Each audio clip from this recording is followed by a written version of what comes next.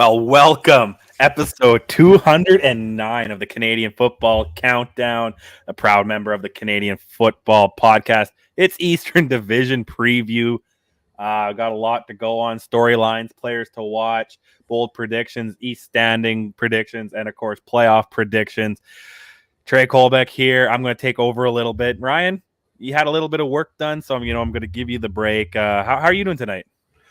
I'm doing good. Did have to go to the dentist, get a filling earlier today. I wasn't sure if the mouth was going to be unfrozen in time for the podcast tonight. So Trey's like, okay, I'll take charge. Then my mouth was unfrozen like 2 hours later, like 4 hours before the show started. But hey, Trey wanted the keys tonight. So I figured, lend him the keys here. I'll sit shotgun. Yeah, why not? Why not? But as always, before we do it, we want to acknowledge that the Canadian Football Podcast is brought to you from Treaty 1 territory, traditional territory of the Anishinaabe, Cree, Ojibwe, Dakota, and Dene peoples, and the homeland of the Métis Nation as well, from Treaty 4 territory, traditional territory of Cree, Saulteaux, Dakota, Lakota, Nakota, and of course Métis Nation. And we already got tons of people in that chat. Which is brought to you by our sponsor, Game Time TV.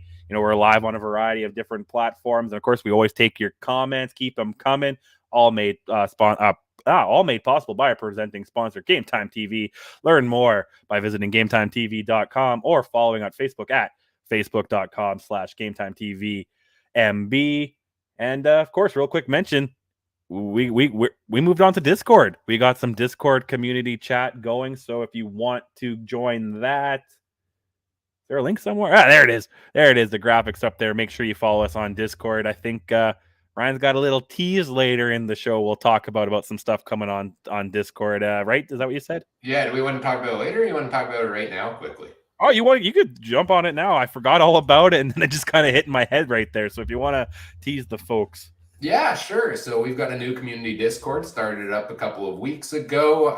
If you want to join it, the link is in the episode description, whether you're watching the video or listening to the audio afterwards. And what you can do there, you can interact and discuss all things CFL with us and other CFL fans, and get access to additional content and fun events and things like that in between our regular episodes. And as we get closer to the season, we're ready to start unveiling some more things. I've been very busy over the past week trying to get some of these things set up. A couple of things you can look forward to if you do join the Discord community. The CFL Pick'em website is now up and running. We are going to have a CFC Canadian Football Countdown League or group over on the CFL Pick'em site, which if you would like to join that play, Pick'em against us and other listeners, you can get access to that from the free Discord community. Also, if you're a big CFL fantasy player, I've got a lot of things coming out there for you. We're going to have multiple CFL fantasy leagues, the official one once it's live there as well, and the CFC Fantasy Challenge, which you'll have to stay tuned till next week, where I unveil a little bit more about that. And I've also been working on the Ultimate CFL Fantasy Guide, preseason rankings for all of the players at different positions. I'm hoping I can get that finished in time. And if I do, and you want access to that to help you with your CFL fantasy drafts, that'll be in the Discord community there as well. So lots of fun stuff. I know we've been talking about other things to do throughout the season as well. So, come join us over there and get access to Trey's horse picks there for harness racing as well. I haven't put too much in there, but maybe as the season picks up, I will. And I've been thinking about it. I haven't worked it all out, but since we're one show a week now, I'm going to throw some more betting props on the Discord as well. So we just kind of focus on maybe the spread on the show, right? And we'll throw some more stuff in the Discord. All my picks are guaranteed by myself. They're guaranteed to be on the track. Well, I guess that's not true. They can get scratched, but they're guaranteed to I don't know. It's guaranteed. I wouldn't bet the farm, maybe an ant farm. I'd bet an ant farm. That's about it. Yeah. How expensive are ant farms? I feel like they're expensive, right? Not as much as a real farm. Probably not, no. I probably do spend as much as an ant farm on a night at the track. So it's it's okay. But also we got Adam in the chat. He's totally working hard if he's texting. Just kidding, buddy. Working real hard there. Rain season's coming. Got to do his farmer stuff. And Mike's probably just in his bat cave working hard like always, but he'll be back soon. Eastern preview time. So, let's start alphabetically. My Verdant education is not the greatest, but I think it's Hamilton Tiger Cats, some storylines. I'll throw them at you here, Ryan. Of course, Bo in black and gold is probably the number one thing. What Bo are we going to get? Are we going to get slow Bo, gunslinger Bo, or maybe a different version of Bo we've never seen? Also got Coach O. I was wondering, does he have a leash, this year? He is the GM too, though, right? If I'm not mistaken. Yeah. Okay, sorry. I think like partial GM. I think Yeah, split but duty. does he have how much of a leash? And I'm wondering too, does the arrival of James Butler change anything? Ryan, let's talk with the Bo. What Bo do you think we're gonna get this year? Bo Levi Mitchell has been on the decline for the past, 3 seasons or so. 2018, I would say he's still at the peak of his career. He's declined a little bit since then. Season after season. Some of it was injury related. Some of it, as he does get older naturally. To the point where, he was the odd man out in Calgary last year. They decided to go with the younger option in Jake Mayer. And, Bo coming over to Hamilton was probably viewed as one of the biggest fish in free agency. I'm not high on the prospects of him here. I don't think he's going to do better than he did last season in Calgary. Last season he had one of the best offensive lines in the last 20 years, I think it was. In the CFL, they gave up something like 17 sacks. I mean, their run game was tops in the league there as well. Dave Dickinson, I think, is a great, coach and offensive coordinator there for him. Now coming over to Hamilton, you look at what he's got there. The offensive line, yeah, they improved it a little bit over last season, but I don't think it's going to be quite as good as what it was in Calgary naturally. And I just want to see what the offensive game plan, I guess, is going to look like for him, because the last couple of years, kind of the Bo Levi Mitchell and Calgary offense strategy has been run the ball with Kadeem Carey and then have Bo throw to 7 different receivers a game, that seemingly and spread it around there. So I don't know necessarily what version we're going to get. Is the fresh start? Is there a little bit of a chip on his shoulder in Hamilton? I think there could be, but I think a lot is going to depend on the game plan that offensive coordinator Tommy Condell draws up for him. Well, that kind of jumps us into another talking point I had, the arrival of James Butler. Do you think a guy like that might, I wouldn't complain. That's Kadeem Carey like if he's top performing, is it not? Yeah, James Butler, if he's given the opportunity, I think is one of the top running backs in the CFL. I mean, he finished right behind Carey last season at number 2 there. In rushing yards, if I'm remembering correctly. And that was a bit of a surprise because he didn't get a ton of usage the year before in BC, but they really leaned on him quite a bit, even though they had, the great passing game there with Nathan Rourke. But Condell doesn't use his running backs. I don't even know if he knows they're on the roster sometimes, right? Like, yeah. He'll run more running plays with his wide receivers. He'll get like Tim White, Poppy White, those guys in on those sweeps and stuff, which are effective at times, but seems to not use the running backs right now. That was with Dane Evans last season. With Bo coming in, I wonder how much of an impact, how much of a say do you think Bo Levi Mitchell has in kind of the play calling and the playbook that we're going to see there in Hamilton, because Dane Evans, couple of years as a starter versus Bo, one of the top quarterbacks, you would think he has a little more say in things. And I guess, what does that mean, in your opinion, for what this offense will look like? Oh, I think that's why the conversations took so long with Hamilton, because Bo needs to say, like, it's my show too. I don't want to say he needed to go meditate in the darkness quite like Aaron Rodgers over it, but I think he's kind of that level of it. You're not going to pay a guy at his age and his reputation and say, but you're going to listen to our scheme. Does that mean they're going to run it? I don't know. I think Bo's going to want to run it. And, yeah, you have a play. See, this is the thing. Do you think Bo's not going to call audibles? Like, he's a guy, I think if the play call is keep pass, I think Bo's the guy who might go, you know what, screw it. We're going to run it. We're going to do some sweeps. We're going to do hit plays. He's got an eye for it. He's one of the most chatty quarterbacks in the CFL I've seen at the line in the last few years. Not tons of audibles, but I feel like he's one of the guys. So I think he'll have, if Butler is on all form, I think they'll be fine on that case. But let's jump to the defense. You know, Simone Lawrence, 35 years old, but he's still Simone Lawrence, right? You also have Casey Sales, who had 6 sacks and 36 tackles. Malik Carney, who had 7 sacks on his own. Is this defense enough? Like, could the defense be good enough to maybe help Bo out? What do you think? Yeah, the defense, if you take a look at who they have on the position, I'm just pulling it up on my other screen here to take a look. I mean, that defensive line is as good as any. Jagarrett Davis has been to 6 straight Grey Cups, so naturally, I am tempted to slot Hamilton in straight into the Grey Cup for that reason. But you mentioned Casey Sales, I think, already, a huge addition there. So I really like what they've done on the defensive line. Kwaku Boateng, didn't have a fantastic. Well, he missed all of last season due to injury, but when he was with Edmonton, was one of the top defensive linemen in the league. So I think they're stacked on the defensive line there. Simone's back. Jameer Thurman is a huge addition at linebacker there also for them. They lost, I think, a couple pieces there. But defensively, this team, I mean, looks like it can be as good as any in the CFL. I think if they can, put everything together there. So yeah, it's a dangerous looking defense there for the Ticats. So you're right. Maybe Bo doesn't need to light it up every single night to pick up the victories here.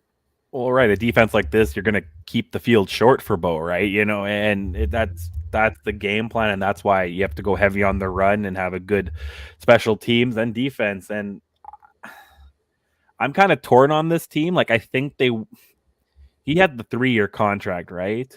Yeah, and I know this is their Grey Cup year, and they're probably wanting to push it.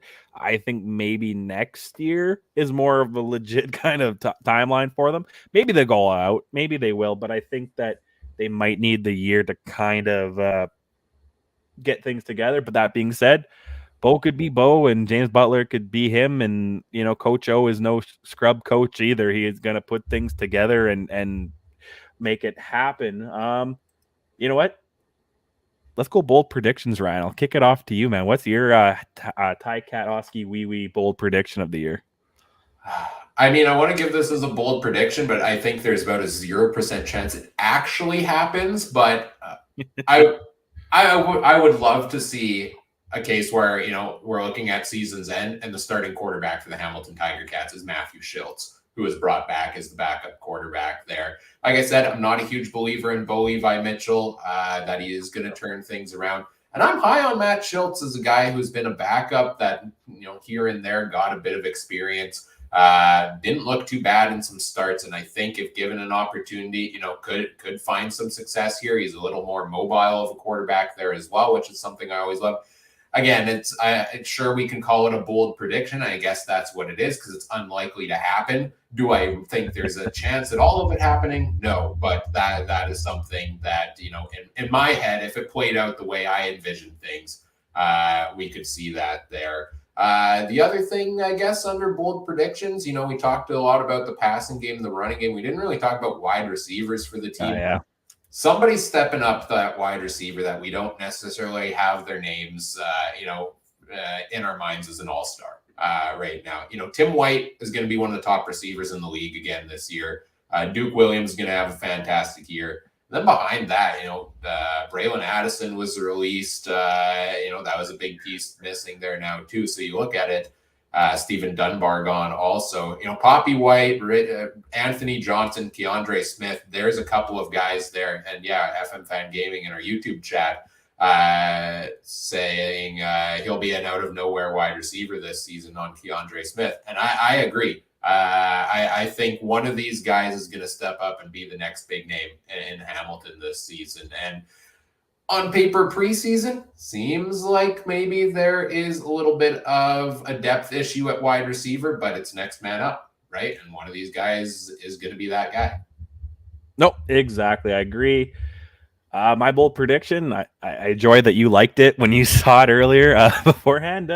It's I think the key to success for Bo and this Hamilton offense is running the ball, and I'm going to say they're going to lead the league in rushing. If they do things properly, that's the only way I think they're going to win. Like that, I'm kind of like you and is it going to happen? Probably not. But if they do it, they're going to be then they're going to maybe be at that Grey Cup come November at home. I think Butler Oh, sorry. People keep talking about hockey in the chat. I'm sorry. My ADHD is off the wall. Hockey talk is for after, boys. But yeah, I think if they run the ball, everything should be fine. Now, is it going to happen? We'll see. But if they do, I think good things will come to Hamilton's way. Anything else you want to add to Tiger Cats before we move on?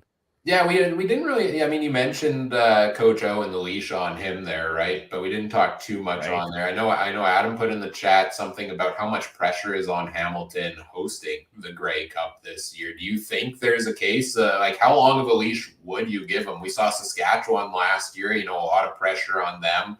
They ended up keeping the crew around into the offseason, bringing them back for another season here.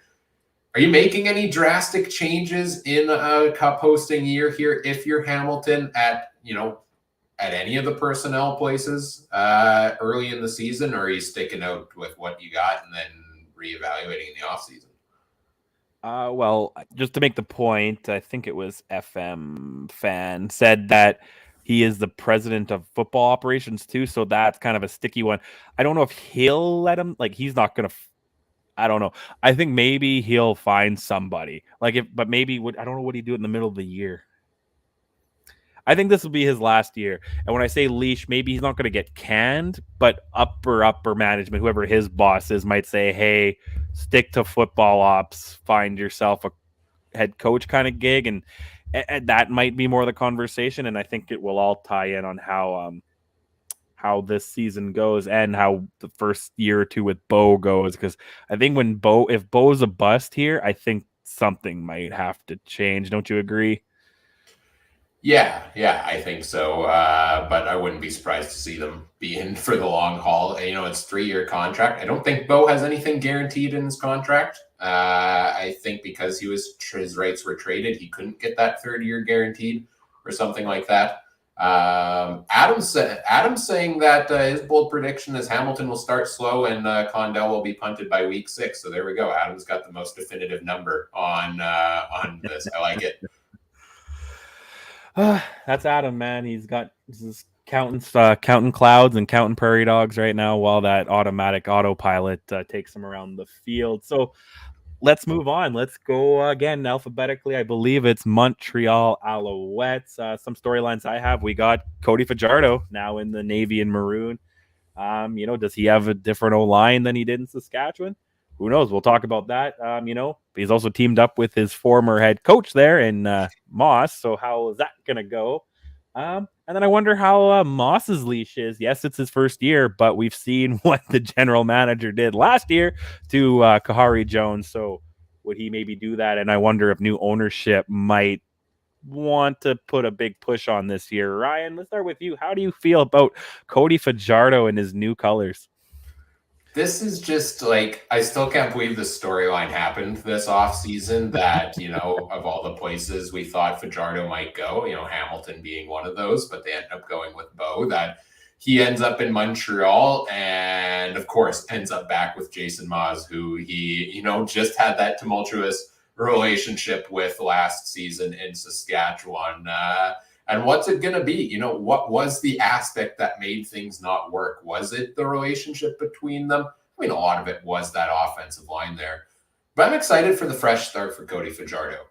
In preparation, spoiler alert, for next week, I was re-listening to our fantasy draft from last season earlier over the weekend. And Fajardo was my first round pick because I thought he was going to be really good last season with Saskatchewan, and he was the season before that. And then it all took a turn for the worse last year. But I still think he has the talent there. I think a fresh start could help him out. How fresh is it with Jason Maas back there? I don't know, but I'm having a hard time placing what my expectations for him are, and for Montreal in general, just because of all the, the change at quarterback, the change at coach. They didn't upgrade too much at some of their other positions. So I don't know. I have a hard time pinpointing what kind of success I'll see from Fajardo. Is a bit of a better offensive line enough, like you said, to, turn it around, and how effective can he be? I'd like to think probably somewhere in the middle between, I think it was 2019 West MOP, Cody Fajardo, and what we saw last season. What do you think? See, I'm a Fajardo fan because I was sitting in that cold Mosaic Stadium when he hit the upright, and to be fair, they Rough Riders were that close. You know what I mean? They were that close, and then was that 2019? Yeah, 2019. And then not the following year, but the following season, same thing kind of happened in Winnipeg, right? I think he deserves better. Like, a little bit. You can only take so much crap in one's life. I think he deserves better. Is Montreal the destination for that? Yeah, I don't know, and I don't know what the same characters kind of thing with Moss, and I just want to know because he in place before new ownership, right? I don't think so, timeline No, wise, because the new ownership in place. No, the ownership, all the right, CFL took ownership over right before free right. agency, and he did sign opening day. So yeah, I guess he did sign That's what before I mean. ownership was in But place.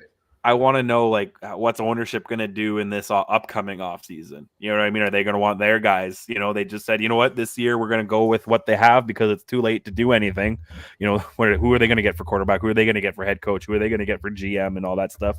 So maybe take this year and see where they're at.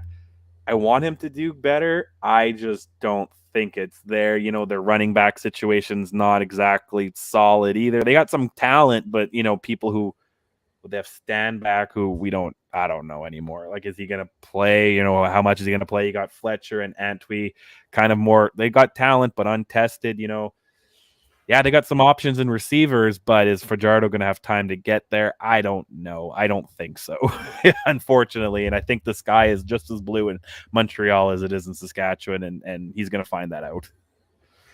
Yeah, I think that depends on, and I'm interested. I'm assuming Jason Moz is calling the offensive plays here again as well. I'll double check on that here in a second. What the personnel looks like there as well. But do they design a different game plan this time around for him there?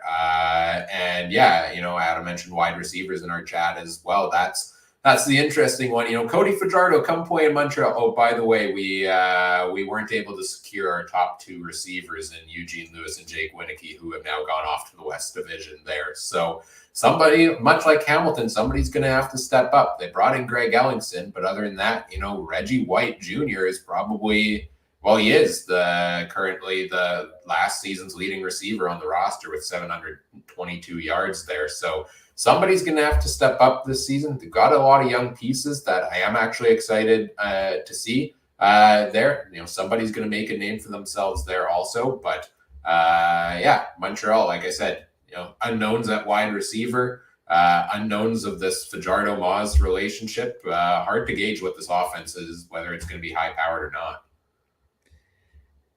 Yeah, no, I agree with everything. So kind of moving into some of my players to watch. I want to watch the running backs. I kind of mentioned it. They did have combined 1,000 yards last year, like in the, kind of thing. But can one of them do that themselves? Can they do that in rotation? I think that's, again, kind of mimicking what my points on Hamilton. I think that's their kind of key to success. You're right. They do have, they have, again, Reggie White, Ellingson. See, I was underwhelmed with Ellingson's time in Winnipeg. So is he going to be that? It's not really going to help.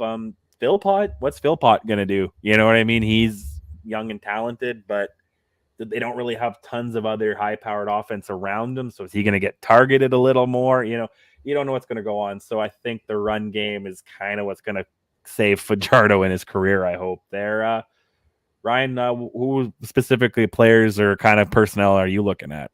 Yeah, the running backs interest me, just like you said there. I thought it was crazy that Walter Fletcher re-signed as one of the last kind of running backs to re-sign this offseason when you still have Stanback, you still have Jeshurun Antwi. And at the time, you had a team like BC that didn't really have anybody, slotted in as their starter at running back. I thought there were other places Fletcher could have gone to get more of a role because this seems kind of like a bit of a logjam now. It should be William Stanback's team if he's healthy. If he's healthy, he's top 2-3 running backs in the CFL. We've seen him put up 200-yard rushing games before. But that was a bad injury last year. He came back late in October and really didn't get a whole ton of usage. There was a bit of that log jam there. So, I guess we'll have to wait and see early in the season on that side. The other positions I'm really looking at here for Montreal, we talked a bit about wide receiver, who's the next man up there. Kion Julian Grant had a decent season, came on strong at the end. Hope to see more from him there. I know he only played 2 games last year, but I think he also had some pretty good preseason action. Cole Speaker, if he gets in the lineup, that's a guy, maybe he's still classified as a rookie that I would like to see get more of a role there. And then my big question mark on the defensive side of the ball is defensive back Jamal Roll just retired 2 days ago and was slated in to be a big piece of that defensive back. So who is going to be, the next man up to fill in that slot there is kind of my big question mark on the defense for Montreal. So those are kind of the positions and people I'm watching. Nope. Like it, Ryan. I'm going to lead off with my bold prediction this time for the Montreal Alouettes, and that is they will miss the playoffs in 2023 and they'll be in the basement. And not only that, I think, which I kind of alluded to, but I think there'll be some major changes to CFL coaching cap and salary caps and everything will allow, because like I said, they have new ownership, took in kind of late into the process, kind of thing. Some players might not be who they want, some coaching in certain situations, and they might want their own TV deal. And if they have a good team, to showcase in Montreal and Quebec, I think that would go a long way into if they want to take over the airways in Quebec, right? In the French-speaking parts of Canada. Ryan, what about you? Yeah, that's kind of what I was looking at in the same department of, I do have Montreal, spoiler alert, as a lower team in the East Division, just because of all the unknowns I've talked about. I will say that I guess my bold prediction is that, I think they'll finish in top half in the league in terms of least sacks allowed. So I think Cody Fajardo will get more time back there. I think Fajardo will have a pretty good bounce back season. I'm not going to call it an MOP candidate season necessarily, but I think Fajardo will bounce back pretty well here this year and, get back into his regular form. And the offensive line issue and the sacks are not going to be a concern for him this season. Awesome. I like it. You know what? Any final thoughts on Montreal before we move on? No, just sad we don't get the summer of Stern this year. That was the big storyline around Montreal is all of Gary's stuff. So I bet he'll come back in a way. He'll because he was tweeting a little bit after, and I maybe he just took a couple weeks off to get ready. I think it won't be the end of him. I think he had a fun time doing what he was doing on Twitter. So maybe it won't be to the same extent, but I think he's still a Montreal fan at heart there. Can my bold prediction be that air horns get banned at Montreal Stadium? That's a given. I think, not to be insulting, but just the level of maybe professionalism that's going to come along with the new ownership a little bit. They're not going to be tweeting fans, throughout the game. They're going to, again, like I said, they probably want some TV media rights in the French part of Canada. I think, those are going to be gone. They don't want that on their broadcast, right? If they had it, I don't think TSN wanted it, to be honest. So let's move on to the next city. I have just borders on Quebec, I believe, right? Ottawa, the Ottawa Red Blacks. That was fancy graphics. Brought to you by Game Time TV. Thank you. So move on here. Kind of my topics here. Mazzoli, I believe I saw limited in training camp and probably won't start much of the preseason, if not at all. Does that affect things? I believe Arbuckle is their backup. Is that a guy you really want to go with? Other point, Kahari Jones comes in as OC, kind of like that. That could be interesting. He gets to focus on offense. They also have some questions at running back. Not too sure about their defense. Ryan, I'll kick it off to you. What do you think about their defense?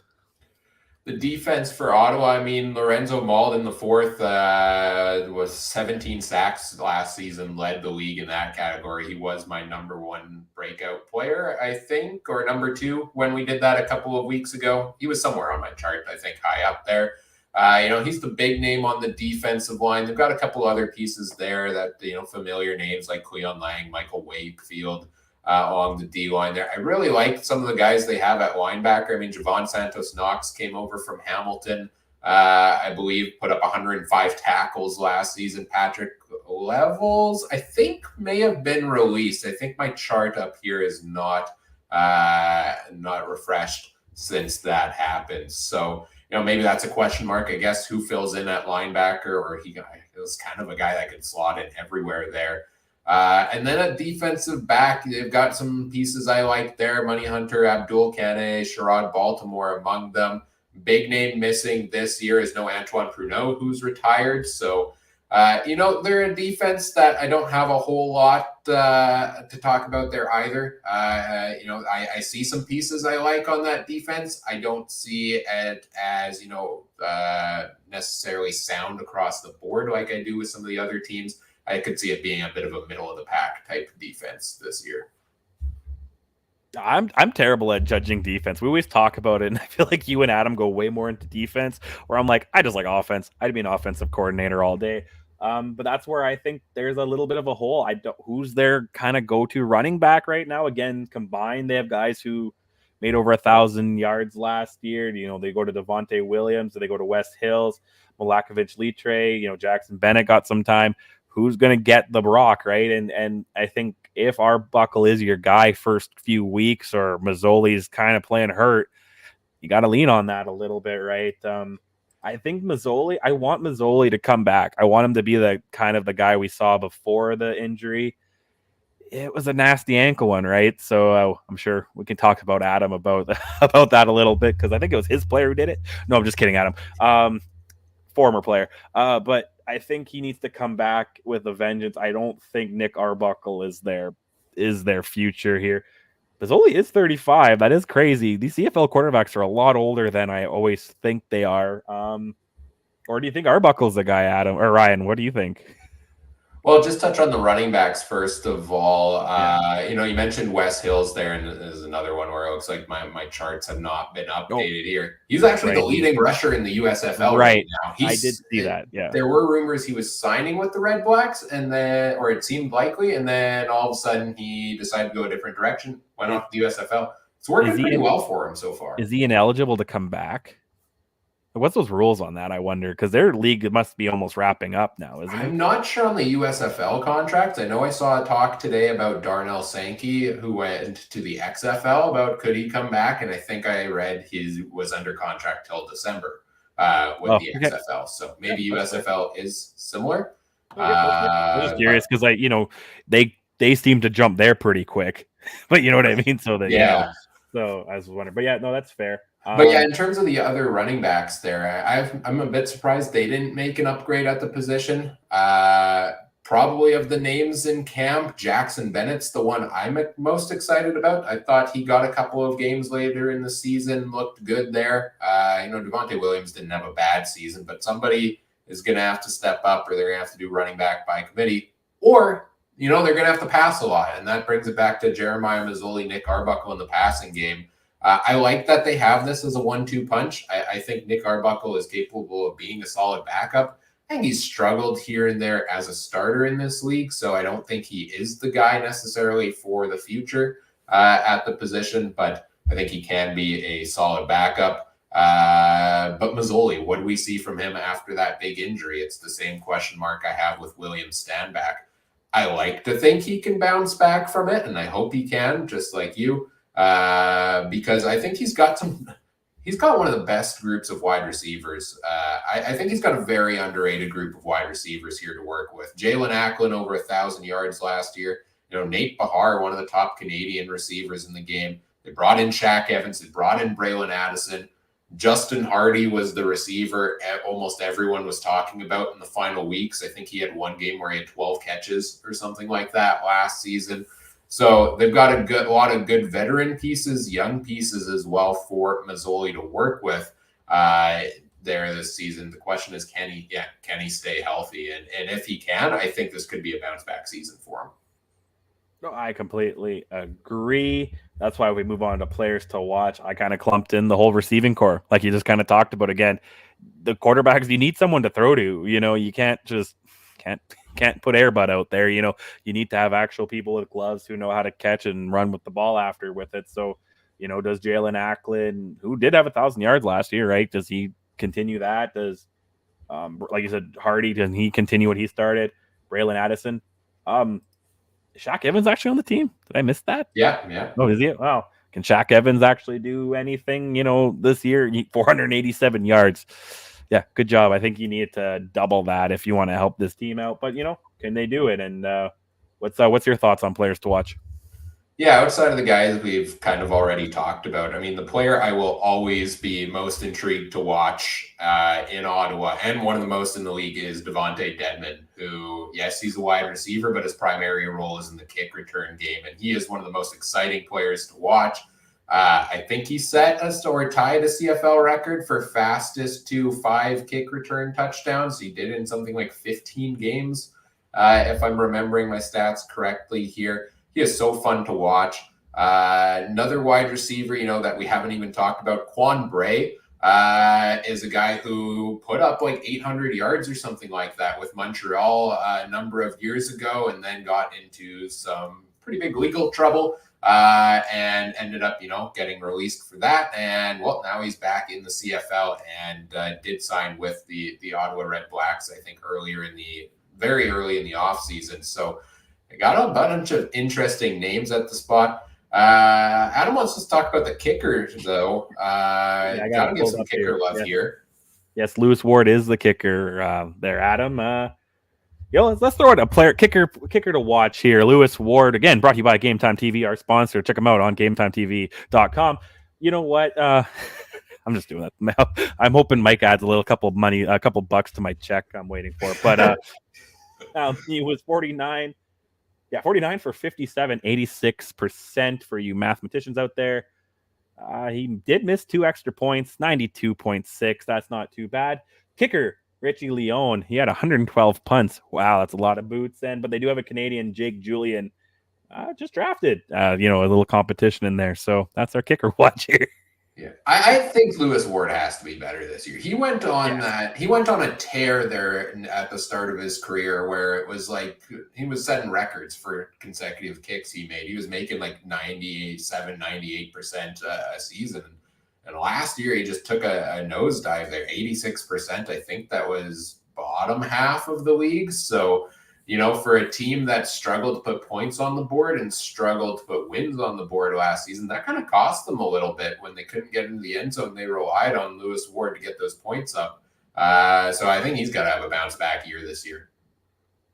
Could you imagine an 86 being a bad thing? Like, I just finished school, man. And if I got 86 on all my classes, I'd be happy, man. 86, if my batting average in slow pitch was 86%, I'd be unreal right now. Yes, but you are right. He needs to improve. 86, that's not a great.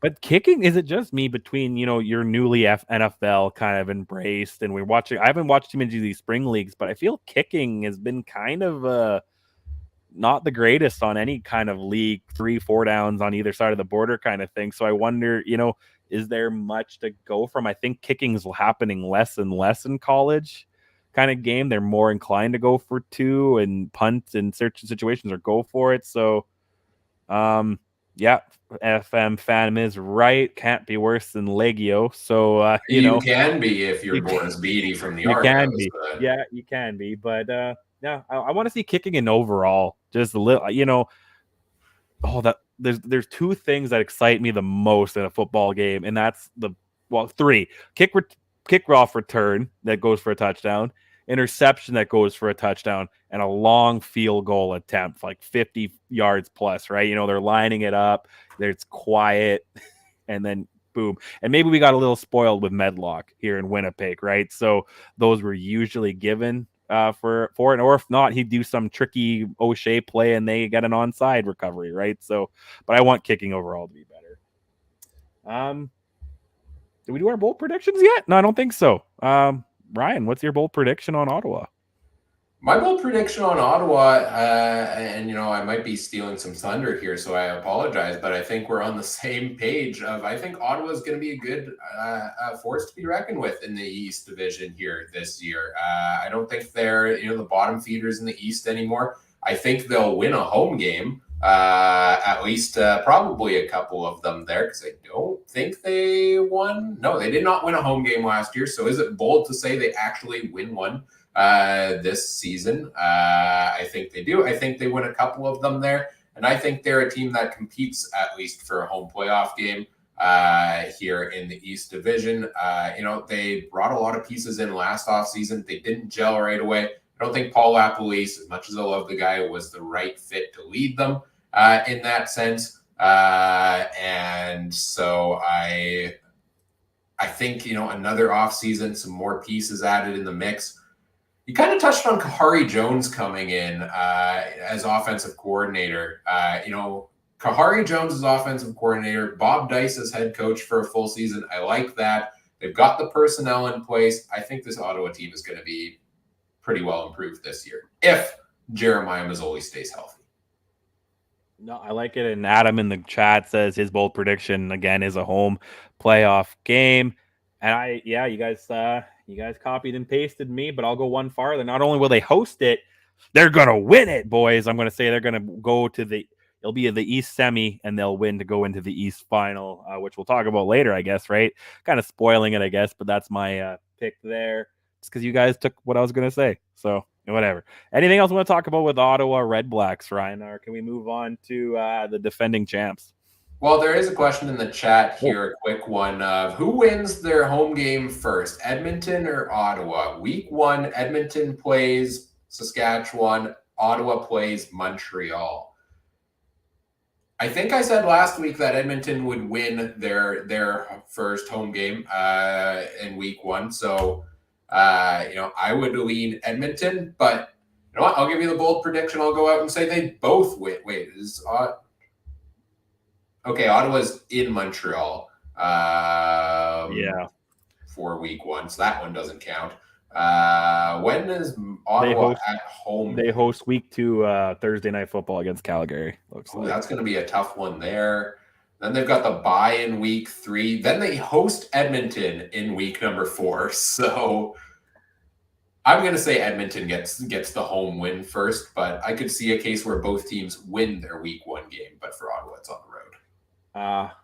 I'll say Ottawa gets it first. I don't think. I didn't have Saskatchewan too high, but Saskatchewan's always a tough game, and I'll say that the Ottawa Red Blacks stamp just demolish Calgary at home, and they have some fun times.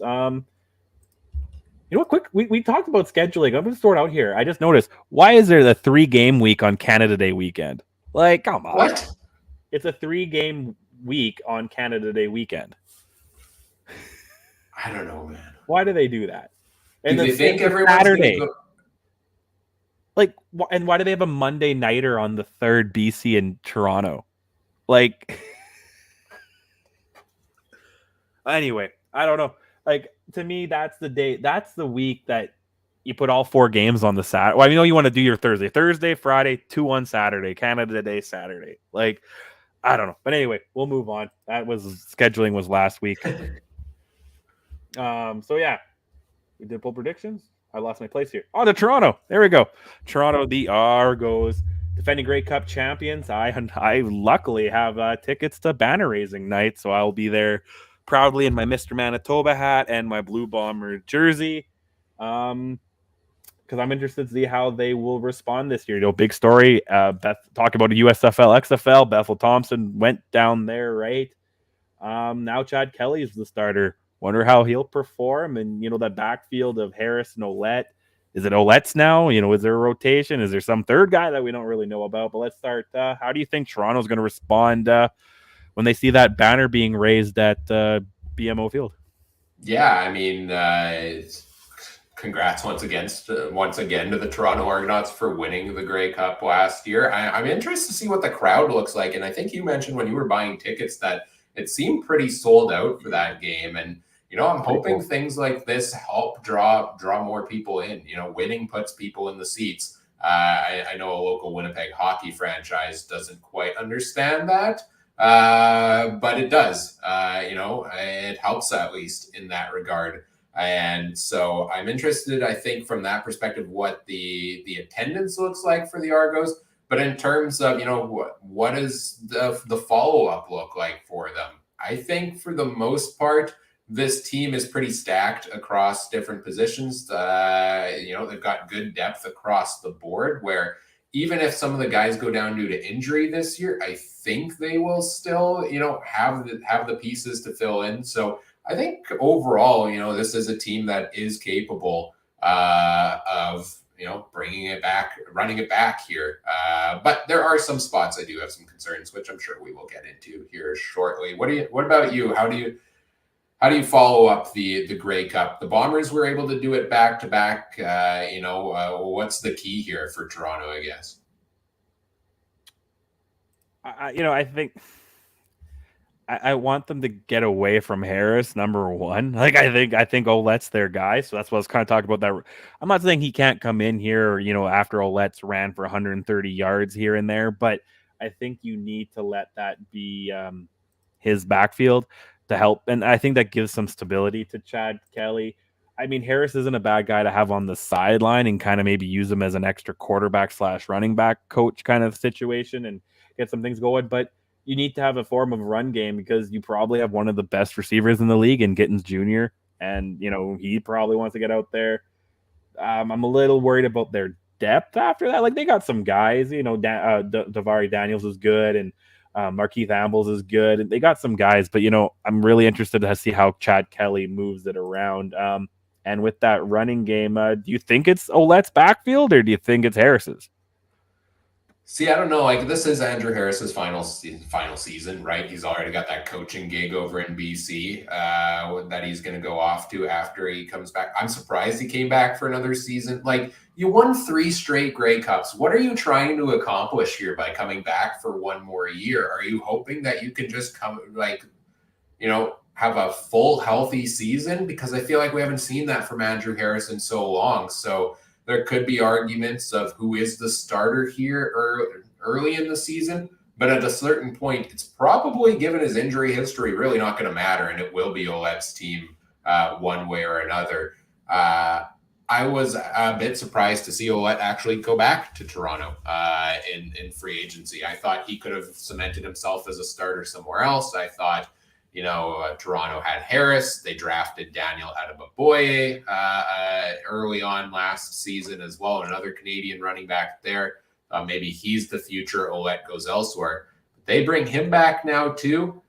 I think you gotta be looking at him potentially as a piece, as a firm starter for the future here for Toronto. I think he is at the current stage in his career and health-wise, I would favor him over Andrew Harris personally. But I would imagine we're seeing like a dual back system where they're going to each get their different usages. No, I agree. Sorry, my computer froze on me. I was checking Ticketmaster to see. Yeah, there's not tons of tickets available, but then it decided to freeze on me because I guess I didn't buy more tickets. But yeah, I think it should be Ouellette's field. I was listening to what you were saying. I think it should be Ouellette's backfield. Like I said, give some stability back there. See how it's going. But let's talk about, my number one quarterback. What do you think of Chad Kelly? What do you think? I think I heard 10 for 12 in scrimmage the other day. Is he going to translate that onto the field? He looked good in that scrimmage. That is for sure. What do we know about Chad Kelly? Very little, because we have not seen Chad Kelly. That, yes. But him as a player, we know very little. And, the way I think I can sum it up best is Chad Kelly is going to come out and perform like Nathan Rourke, or he's going to come out and perform like every Bombers quarterback during the Joe Mack era, which was a name that we really didn't know much about, came into camp, was going to be the starter, and just didn't do anything, right? And was a disappointment. It's go big or go home, just like BC did with Nathan Rourke. Behind him on the depth chart, you've got Brian Scott and Ben Holmes. Not really two household names for, CFL fans there. I mean, Holmes dressed for 2 games last season. Scott comes in, I think, USFL, XFL, something like that for him there as well. So they don't have a proven backup behind Chad Kelly if he struggles early in the season. Could there be some names out there that we suddenly see them bring in? You got a comment in the chat, FM Fan Gaming, saying, but, before, could it be Michael O'Connor? Could it be Antonio Pipkin? Both of them have histories in Toronto there as well. That could slot in, but I'm excited for the unknown of Chad Kelly. Nathan Rourke last season got me hyped up on this idea of a quarterback that we don't know much about coming into camp and not knowing what he's going to do. But it is the biggest question mark, because if the rest of your team is good and you don't have a good quarterback, that could be a problem. What do you think? I know he's your number one quarterback because he won the Grey Cup last season. What are your expectations for Chad Kelly? Oh, I found my keys. I lost them, and there they are. I can't leave them. Sorry. I was using my spare keys earlier. Chad Kelly. You know what? I think it started kind of as a half-assed joke, but it's grown on me a little bit, and I think he actually might surprise some people. Is he going to be Nathan Rourke? No, and you that's tough to duplicate because he also has the right passport and place of birth. But is Chad Kelly going to be the next Ricky Ray, the American quarterback? I don't think so, but I think he could be that next second tier guy, the Bethel Thompson, who did lead the league in a lot of quarterback categories. He could be what Fajardo was a few years ago. He could be, Trevor Harris kind of nickel and dime kind of guy. I think he could get it enough done that the Argos are in a very similar place to what they were November last year in that cold day in Regina. Because I still have a frostbite on my legs from my Blue Bomber shorts. Players to watch. I'll tee up on this one. I'm sure you're going to go more defensive and more some of the positions I tend to accidentally ignore, but I'm going to go with Curly Gittens Jr. He's the guy. To me, 1,101 receiving yards, only 5 touchdowns. He thought he would have get more, but he did pick up serious yardage. Is he going to continue that? Chad Kelly needs a guy like that, a couple of guys like that on the roster to keep things going, and kind of tie that in with that rush game, because you got, even if Harris does play, you got the 2 big kind of power backs. So I think you're going to need some speed somewhere else. Not that Ouellette and I don't know about Harris. I don't want to know what his 40 time is anymore. But, not saying that Ouellette's slow, but, big power guy. He's the power back. He's going to get you those hard-earned second and third kind of runs. But you need that speed on the out wide. Ryan, whose players you got? Yeah, Gittens Jr. would have been one of my top ones as well. He's one of my favorite players in the league, especially at wide receiver, Canadian wide receiver. He was McLeod Bethel Thompson's favorite target, very clearly. Even before he kind of burst onto the scene here, he kind of favored him there. So does that transition over with Kelly is kind of something I'm watching there? Or, who are some of the other guys that step up at receiver? Cam Phillips, DeMonte Coxey. These are a couple of guys that showed some promise last season. Go back to the kickers. Boris Beatty had the lowest percentage in the league last year at 78%. If we want to talk about guys that need to be better, he needs to be one of them there. They captured the Grey Cup last season despite that. But you want your kicker to be making, more than 80% at least at a minimum in terms of field goals, especially since I think he was kicking like 5 field goals a game at times last season. And if you're making less than 80% of them, that means you're missing at least one of your 5 field goals each game, which could be a key factor there. Defensive side, all of my focus is on what the heck happens with this logjam at linebacker. They traded for Jordan Williams, great Canadian linebacker from BC. And I thought that was the end of Enoch Muamba's time in Toronto or in the CFL, but nope, they bring him back this season as well. You've got Winton McManus. You've got a Darius Pickett. That is a stacked group of linebackers, and I'm just not sure what the rotation looks like for fitting all of these guys in for full playing time. Maybe Muamba takes a bit of a step back as he ages here a little bit. He's 34, but still clearly able to play near the top of his game. So, there's intriguing pieces for me across the board here for Toronto. I don't have any question marks really for this team. I guess I mentioned the kickers, but all eyes are on Chad Kelly, right? Like that really is the big thing here for me for Toronto is if he can perform average, I think this team will be all right. I don't think he needs to put up a Nathan Rourke-like performance. I think the team has enough depth across the board But it just depends, what kind of performance are we going to get from him? No, I agree, and I think that maybe because Toronto isn't the center of the CFL universe, like I think maybe if he was in the microscope at Winnipeg, Saskatchewan, Calgary, Hamilton, even, maybe things might be different. But I think, sometimes it's not a bad thing for the psyche to have, like the quieter fan base. And I'm not trying to be disrespectful to Toronto. They have their fans. They're going to show up. Like I said, almost sold out. Probably some Hamilton fans are going to come, but still, so almost sold out. But, he's not going to be getting blasted by whatever that cage channel in Regina, right? Or sport, what I mean? He's not, they don't even talk about the Argos on TSN radio station in Toronto, right? So I think that's going to help him out. Bold predictions. You know what, Ryan? You kicked me off. What's your bold prediction for the Argos?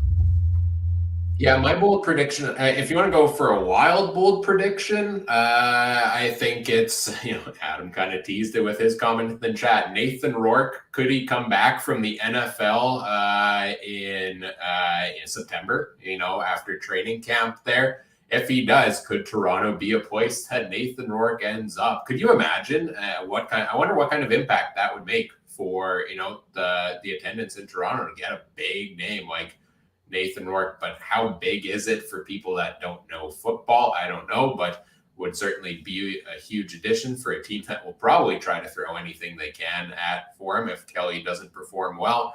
But my more realistic prediction, there is a question, wouldn't BC own his rights? Good question. I don't know if BC owns Nathan Rourke's rights. I think when I last checked the transaction list, I thought he was released to pursue his NFL opportunity or as a part of going to the NFL. But I don't know for sure on that one. But I'll give you a little bit more realistic of a prediction. We talked about AJ Ouellette. I think he's one of the top finishes near the top of this team in receiving yards this season. I think he showed his prowess there, had almost as many receiving yards as rushing yards last season. And I think if Kelly needs to do a couple of dump passes here and there, I think Ouellette could, last season he finished 350 receiving yards. I'll say, I'll go big here. And I'll say he finishes over 750 receiving yards on the season. No, I like it. I could see that because especially if they do those sweep screenplay action kind of things like the Harris specials almost, I think he can get that. My bold prediction is Chad Kelly will be very deep contention for the Eastern Division MOP by the end of the year, and the Argos, they'll be I'll save it. I'll save that next part when we get into predictions. I got another bold prediction, but we'll go into that when we talk standings and playoff predictions. Anything else you want to talk about the Argos before we move on? I'm just taking a look at last season's stats to try to figure out whether 750 is just a ridiculous number of receiving yards for a running back. And I think that may be a little high. I think James Butler may have led the way last season with 384. So maybe I'm a bit high on 750, but. Am I being dumb that Harris almost had 1,000 not too long ago, though? I think so, yeah. So yeah, like one of his last years in Winnipeg, I thought he was just short of 1,000. It didn't even hit maybe 1,000. So I don't know if 750 is that hard. If they use them like the Bombers used Harris, I mean, yeah. But a lot of teams don't use their running backs like that. But Ouellette's, I think, the build, like, because you're not going to throw your elusive running back who's 5'8", 100 and some pounds, it's open field to get absolutely murdered by like a big hill and stuff like that, right? So, but when you got a guy like Ouellette, that's the guys you might throw those screen passes to, and he could rumble that way and rumble up the middle. But I wouldn't go too much lower. I think 500 to 750 could. That's kind of yeah. That's if they use them like Harris, historically Harris, not Harris recently. But I think that should be fine. Do you want to move over to our standings now? You want to do? How did we do it last week? I can't remember. I think we all just listed off what we had for our standings here. So I'll go first. Top, bottom, top. What do we do? You're running the show here, man. You decide. I don't know. Okay, I'll start from the bottom. I got the Montreal Alouettes. They're gonna just, they're not going to clean out their lockers. They're just going to set it on fire and start fresh with everything. 6-12 in the bottom of the basement. Pretty close though to those 7-11 Bombers, but not just the same. I'll also have in third, Bo will just hit 500 at 9-9, just maybe good enough to make the playoffs. I can't remember what my Western divisions were, but they will be fighting the crossover. Ottawa, I got not too much better, but 10-8, just enough to get that home game. Maybe 11-7 kind of thing. They'll be just a little bit better than Hamilton, but good enough. And then the defending Grey Cup champs, led by Eastern MOP Chad Kelly, will go 13-5. Ryan, what do you got? Yeah, I didn't have records when I was putting my predictions together. I really should have, because I knew you were going to have some on yours. But I've got Montreal at the bottom for me as well. I do think they are the lowest team in the East Division coming into this year. The other three teams I'm really struggling with where to put, because I can see a world where Hamilton is actually pretty good during the regular season this year. I think Ottawa is going to be better. I think Toronto is going to be good, but are they going to be as good with Kelly at the helm is the big question for me here. So, you know what? I'm gonna go with. I went with Montreal in fourth. I'll put Ottawa in third for now, even though I think they could challenge for that home playoff game and come really close to it. Hamilton in second, and I think I'm still going to keep Toronto in first there. I think Kelly is going to produce enough for that to happen. But I think all of these teams, at least the top three, are going to be separated by 1 or 2 wins. I think it's going to be pretty close there, where, maybe a 10-8 or an 11-7 is enough to win the division this year.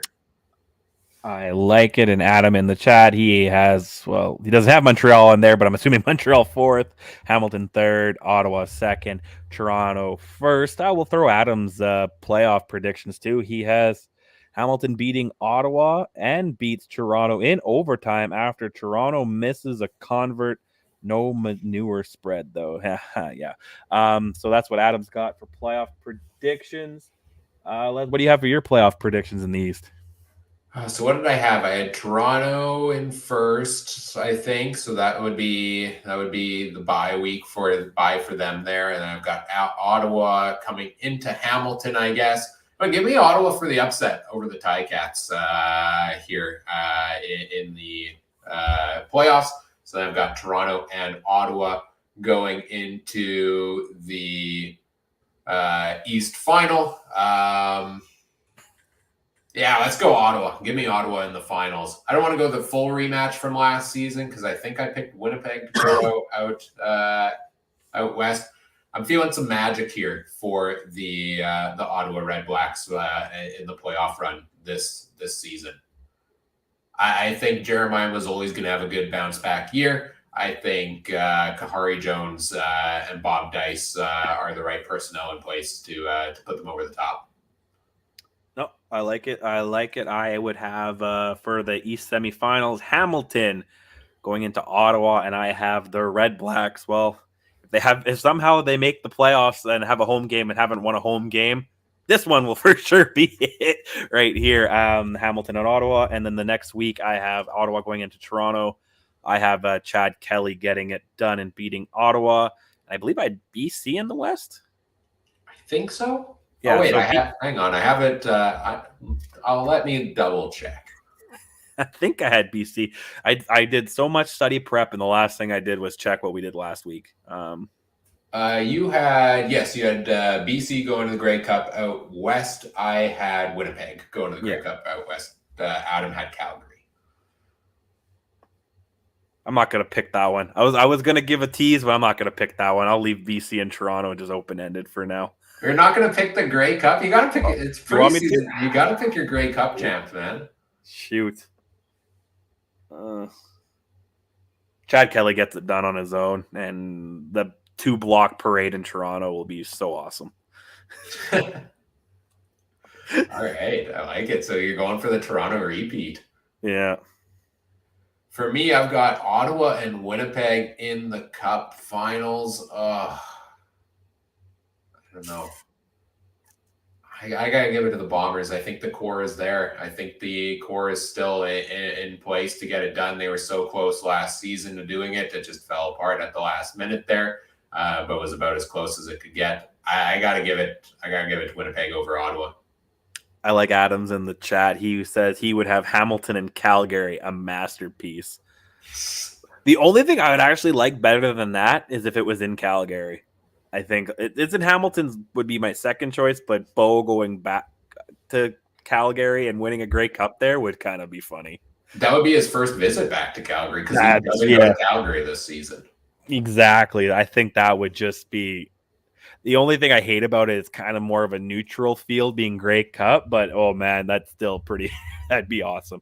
But Adam, you gonna throw out who you have winning that one though? We did. So we'll give Adam a second there to hopefully respond because now his service went out when he has to make a tough choice. Stamps, the stamps. Okay, attaboy. He'll take the stamps. So Bo being the one crying into his bandana, leaving Tim Hortons field. I think the big thing in this message he sent is not only do they tear the heart out of Bo, but they end his career. Adam thinks Bo's gonna retire after this. Big. Leaving $800,000 on the table, but I mean they could always cut him too. Huh? I mean, I wish I could live a life where I wouldn't care about. Oh yeah, I'll just retire. Who cares about $800,000? You know. But anyway, interesting thought. Anything else we were going to touch on, Ryan? Anything else before we go? You wrap things up. What else was there? Was there anything from this way? Preseason kicked off this week, right? Game one of the preseason the other day.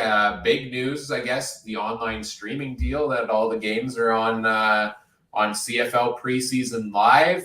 International fans can also catch almost every CFL game for free on the CFL streaming service. I guess quick thoughts, because we've talked about streaming so much, streaming deals so much over the past couple of weeks. What do you think of what the CFL did here? I like it, and I do like it, and I think it was a major con job a little bit. Like I think because they knew this is probably why those two games got taken off of TSN, because they were like, oh, we want to showcase this a little more, and then you guys have that space to yourself. And it also happens when, this week there's two games on at the exact same time for preseason. So what was TSN going to do? Plus another one starting right after. So, I mean, it probably makes more sense to have it on this free streaming things, even for Canadians, to kind of have those two have that option there. And I wonder if it could be a negotiation chip a little bit with TSN being like, hey, look what we just did on our own. Maybe someone else can pick it up. And was it NBC they have the international deal with? No, CBS. Who was the deal that didn't the CFL just come? CBS, but CBS. it was CBSSN, which was not not the prime CBS. Right, but I mean that too, because all the games not on there are available to Americans, I believe, isn't it? Yeah. Right. So I wonder if that's kind of a negotiation thing too. Like, hey, we're going to give this away for free until someone wants to pay for it, right? Kind of thing. So, and I liked it. And you had the local radio guys. Oh God, you know how awesome that would be? And no disrespect to Derek Taylor, but Bob Irving doing that, and you can actually see the game. Oh, I would love that. But I digress. I liked it, and I think it was the right step. And like I said, they messed with us by taking those games off at TSN, being like, what are we going to do tonight, Brain? The same thing we do, try to take over the world and just mess with their fans a little bit. And then even, I think I sent in our group chat, or maybe I put it on the public Discord, them like trolling, like, oh, you don't televise your preseason games. And then they dropped, hey, guess what? We have, I think they're trying to do, I think they're trying to kind of shove it in the people's faces a little bit. And I like that mentality, Ryan. Yeah, I was very excited to see this because I was, I've lamented a lot about the online presence of the CFL, and when all this talk about streaming deals was going on, I questioned whether they knew what streaming services were. So to see them do this. And I love that it's free. I don't think this helps necessarily market to new markets, but I know there are a lot of existing CFL fans abroad that are trying to find a way to, watch these games. The dumb wrinkle to it is that there's no way to watch them on demand or pause them. So yeah, here, fans across the pond, here's your access. You can watch all the CFL games. Oh, but they're on at 3 a.m. for you. So pull an all-nighter, I guess, if you want to watch it because you can't record it there as well, which is not ideal. But I think this is a starting point. I think they're testing the waters with this maybe and perhaps expanding on it in the future. Wouldn't be surprised if it's not free forever, if they eventually paywall it or something like that. But hey, we get to watch all the preseason games. I love that. Wild preseason game to start it off with, where it almost didn't happen because of the smoke, and then it got delayed for forever due to a lightning delay at halftime. We really got our money's worth of 4+ hours of content there for a preseason game on that one. Good week overall for the CFL, and Yeah. I was going to say, make a point though. TSN, they're live. I think I mentioned in our group chat again, they only introduced being able to pause and rewind recently too. And I don't think anything's archived, and you pay for that. Sportsnet is awesome. If you can start the Jays game anytime, you know what I mean? And if it could be ended, it's awesome. I like that. And I think TSN and the CFL, even if you start charging, I'd love that. You need to add that, because you're right, international fans, but there's just lazy guys like me who I don't want to watch the game right at 3 when it starts. I'm going to start at 3:30 so I can fast forward, because I don't care what Dunnigan and Stiegel are cooking at halftime, right? So just skip right through it, and you get back to the action. Got to go to the bathroom, pause. You got a young kid starts throwing up in the middle of the game. Now you can pause. It's a pretty weird world that we live in, where you can't pause. And you and I might just be old enough to remember, VHS and pausing and rewinding, and but you couldn't do that to cable. You had to run back and forth in that 2-minute commercial. You had to go to the bathroom or get some water. So I think that it's such a weird thing not to have. I call that time my peak fitness level. You got to somehow make a drink, get to the bathroom, and get some snacks all in like 30 seconds, 40 seconds. Go. Yeah, it's great. This week, not only this, the other thing was that we finally heard from Genius Sports this week, right? That they're revitalizing like all the stat tracking for the CFL and some advanced statistics that are going to feed into betting content and stuff as well. So I love better stat tracking, because what the CFL had before was not very detailed and largely inconsistent at times. So excited to see what that is. They teased that it was going to be involved in they were going to start using it in preseason, but last I checked, a lot of the preseason stats from that game weren't available. Maybe they are now after the fact, but nothing was going on during it. So I'm still waiting to see what this looks like exactly, but I'm excited. There's no box score or play-by-play options on the game. So great. Yeah. Good start. But I assume it's going to affect on-field, like on-screen stuff on TSN broadcasts, which we haven't seen at all yet, as well, and fantasy betting content, etc. So good week for the CFL. We clamor for these things for 51 weeks a year, and they save it all up and give it to us right before the season starts. I guess that's what happens here. And just be a little ruthless on social media. That's because don't tell the best is the Wendy's Twitter account that just roasts people for fun. So if the CFL kind of started doing that, I would kind of be on board for it. So see something new, or let Gary Stern control the CFL Twitter for a day, and let's see how that goes. Oh no. I think that's about it. Nothing else we got on tap. Let's up next.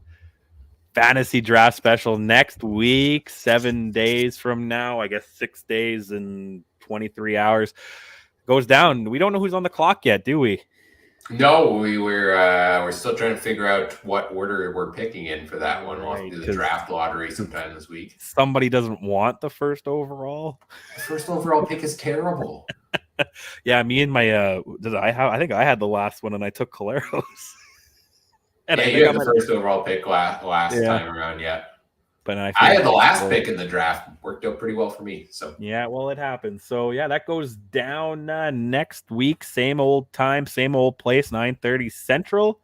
I don't have. Do you have the graphic for that? You got to throw the graphic up. I don't have a graphic for that. Oh man, that's okay. You were working hard today. Yeah, but we got that's next episode. Hopefully the whole gang's there. Adam should be done seating, and Mike will emerge from his dat cave and tell us I don't know, all about that horse and the Maple Leafs or something. Maple Leafs next year. That's what he'll talk about. But make sure you catch us on social media. There they are. The podcast at CF Countdown Pod. That's our official one. And Ryan, where can people? I guess people can mostly catch you at that one, right? You're our Twitter guy. You're our social media guy. You're our everything. I am not driving the car tonight. No, not tonight. Yeah, you can find me on Twitter at CooperTrooper42. Don't tweet a whole ton from there. Most of what I do comes from the podcast, and then I retweet it from there. So if you want to get our content twice, follow me. If you don't, I understand. I don't do much on Twitter on my own account. So no, yeah. Once in a while, you'll like something, and I'll be like, "Oh, he's on his own account. Cool." And I kind of think about it. But but make sure you also follow Mike at Mike Garrell. He tweets once in a while about stuff, hockey stuff, and I'm sure he'll be back on with a vengeance football season. And if you want to see some nifty farmer stuff at Adam Stewart 1 or his, maybe you better get his YouTube channel going, Farmer in Saskatchewan, going up, posting. I want to see some videos, Adam.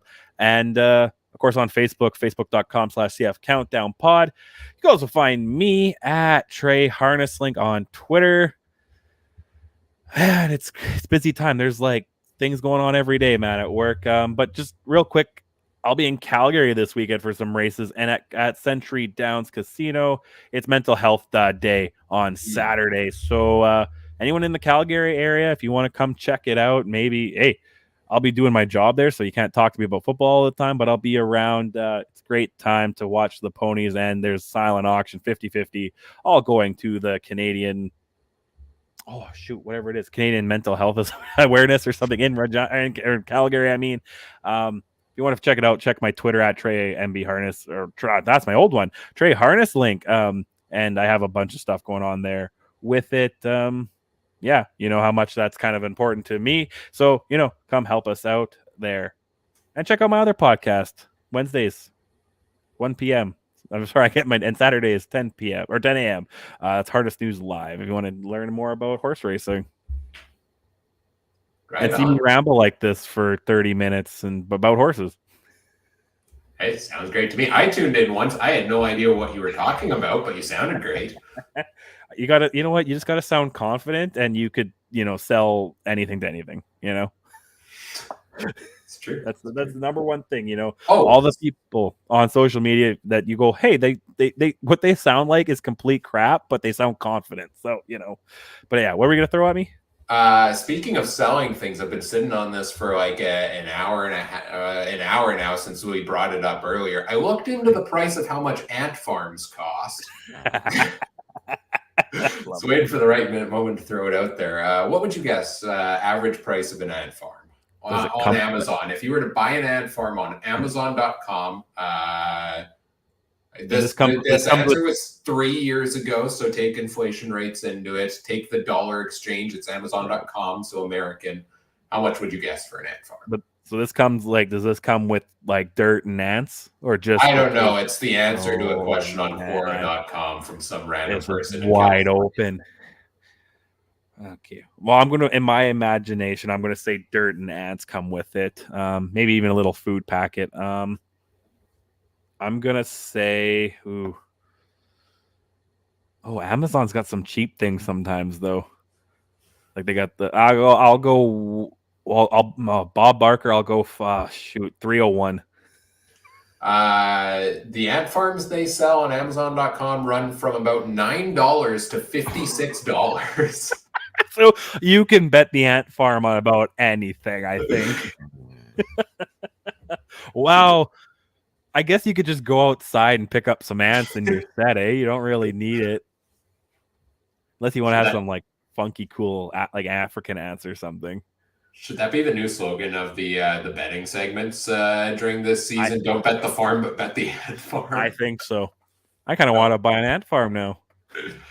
Go for it. Okay.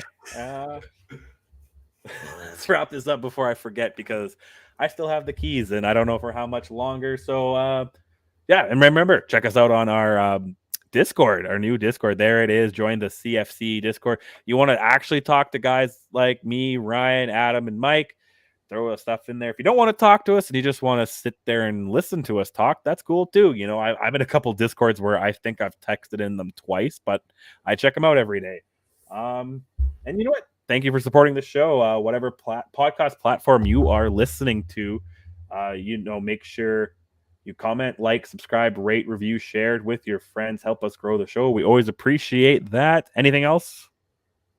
I just want to say great job, Trey. Awesome. I gave you the keys tonight. You did fantastic. I don't know if I'm getting the keys back. You know what, Ryan? You could say goodbye. I'm going to be unprofessional. I ordered pizza and the pizza guy's here. So I got to go right back. And that's the perfect way to end it.